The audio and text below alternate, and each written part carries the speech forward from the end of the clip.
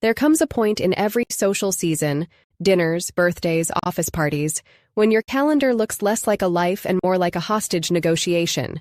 You want to say no, but you also don't want to sound cold, rude, or, heaven forbid, antisocial. The truth? Saying no isn't the problem. It's how you say it that decides whether people respect your boundaries, or quietly resent you. Because there's one small word that ruins even the most elegant refusal, and we'll get to that later. But first, your cheat sheet for polite declines. How to protect your peace without looking like a snob. Let's begin. Number 1. The graceful thank you exit. Most people start their decline with sorry, and that's where they lose power. Sorry puts you in a guilty seat. Thank you flips it. It sounds grateful, not guilty. It's firm, kind, and best of all, doesn't invite a debate. Instead of, sorry, I can't make it. Try, thank you so much for inviting me. I really appreciate it. I won't be able to this time. It's firm, kind, and leaves no space for negotiation. You're not rejecting them.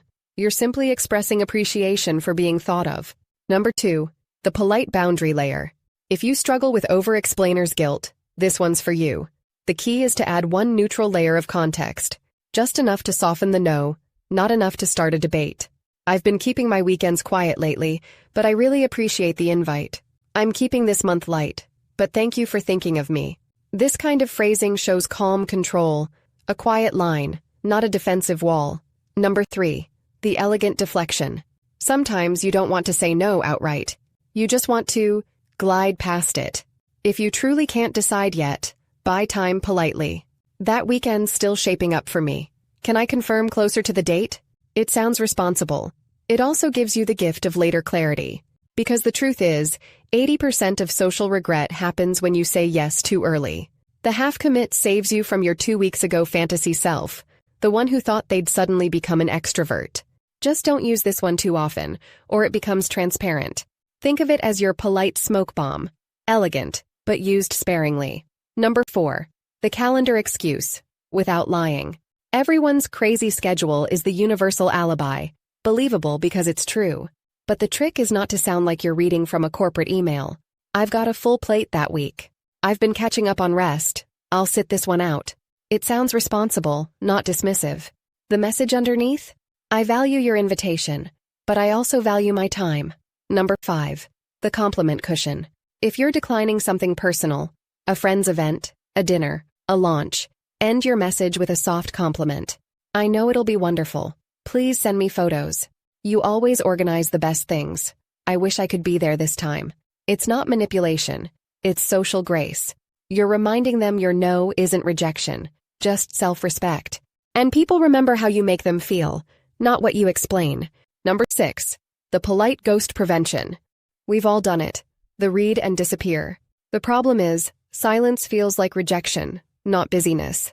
If someone you care about reaches out, a one-line response is better than a week of awkward nothing. Just saw this. Thank you so much. I've been a bit swamped, but I hope it went wonderfully. Short, polite, believable. Nobody needs a full essay, just proof you're not a ghost. Number 7, the advanced soft no. Here's where social mastery begins. A soft no declines the event, but keeps the relationship. That day won't work, but let's catch up soon.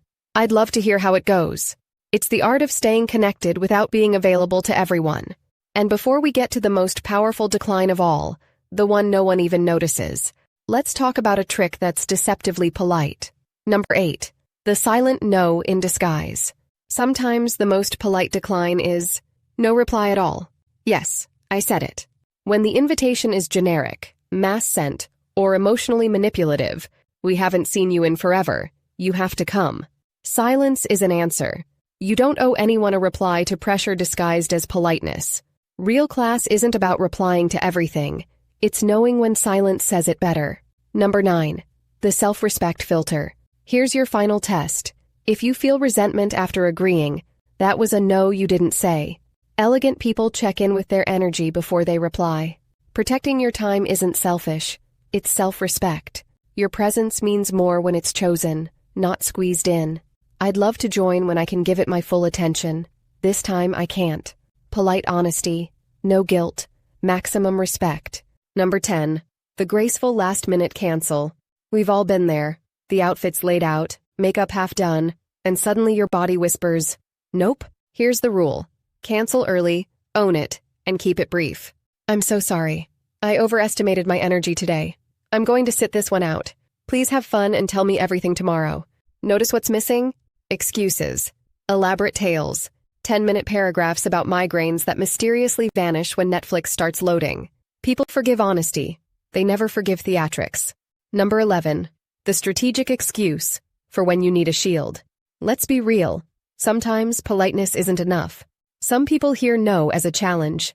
That's when you pull out what I call the unarguable excuse. Not a lie, just vague enough to end the conversation. "I have a prior commitment. Period." No extra words. The mistake most people make? They explain it and talk themselves out of credibility. Stop. The more you explain, the less believable it sounds. Vagueness is your ally. Nobody can fight a mystery. Number 12. The repeat offender response. We all have that one person who refuses to take a hint. They invite you to every single outing, every brunch, every trivia night, every paint and sip Sunday. And every time you decline, they act like you've canceled world peace. For them, you need consistency. Keep your tone kind, your answer firm, and your story identical. "I've been keeping my schedule lighter lately." Say it exactly the same way every time, like a polite broken record. Consistency ends the chase. Number 13. The family shield. When all else fails, borrow the unbeatable power of family logistics. "I promised family time that day." It's miraculous. One sentence, and every argument evaporates. You could be home in sweatpants eating cereal straight from the box, but say, "family time," and suddenly you're a devoted citizen of tradition and virtue. It's the social equivalent of diplomatic immunity. Polite, unbreakable, and mildly genius. You could decline a royal coronation with that line and still look noble. The beauty is, it's vague enough to cover everything. A dinner, a nap, or a Netflix marathon with your cat who technically is family. Number 14.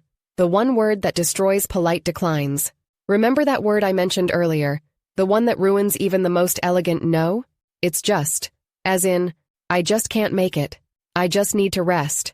I just don't feel like going." Just is the tiny word that instantly weakens your tone. It turns a confident no into an apologetic whisper. Take it out, and suddenly your sentence stands tall. You sound calm, not defensive. And that's the difference between politeness and power. Declining invitations elegantly isn't about avoiding people. It's about maintaining peace, yours and theirs. Because the way you say no tells people what kind of yes you give. And when your yes means something, your presence does too. What's the hardest invitation for you to say no to? And why? Share it below. I might feature your example in a future video. If you enjoyed this one, give it a like, subscribe, and visit my Amazon storefront for timeless beauty and living essentials that make staying in feel every bit as refined as going out. As always, stay classy, manners matters.